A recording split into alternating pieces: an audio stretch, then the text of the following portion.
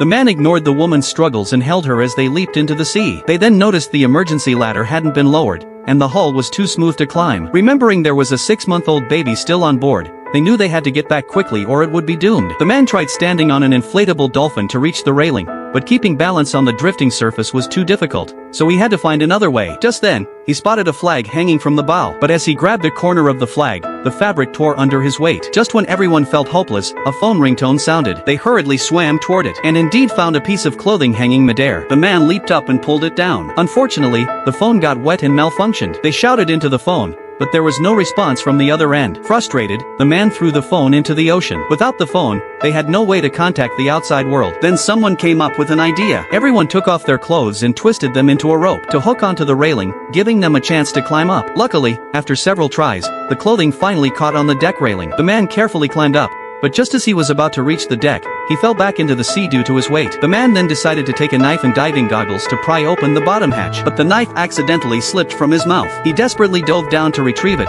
then rushed back upward, but from rising too quickly, an accident occurred. His ears were bleeding by the time he surfaced, and he needed immediate medical help. In desperation, his friend Bearded Guy grabbed a dagger and stabbed it into the hull, but a young man nearby quickly stopped him. The yacht was borrowed from a friend, and he couldn't afford to pay for damages. The two argued in the water, and during the struggle, the dagger accidentally stabbed Bearded Guy in the abdomen. Blood instantly dyed the water red. Sharks are highly sensitive to the smell of blood. They could easily attract sharks. While everyone was focused on the injured man, Blondie swam away quietly out of fear. When the others realized she was missing, the man urgently dove down to look for her, only to find she had already drowned from exhaustion. The injured man eventually died from blood loss. With little strength left among them, another friend decided to try swimming to shore himself. Better than waiting to die. Then, a loud crying sound came from inside the cabin. Hearing her baby, the mother suddenly regained her strength. It occurred to her that perhaps Bearded Guy had stabbed the hull. To use the knife as a climbing anchor, the man immediately dove down to look for the knife, but couldn't find it. Then, a rainstorm began over the sea. Knowing he might not survive and not wanting to burden his wife,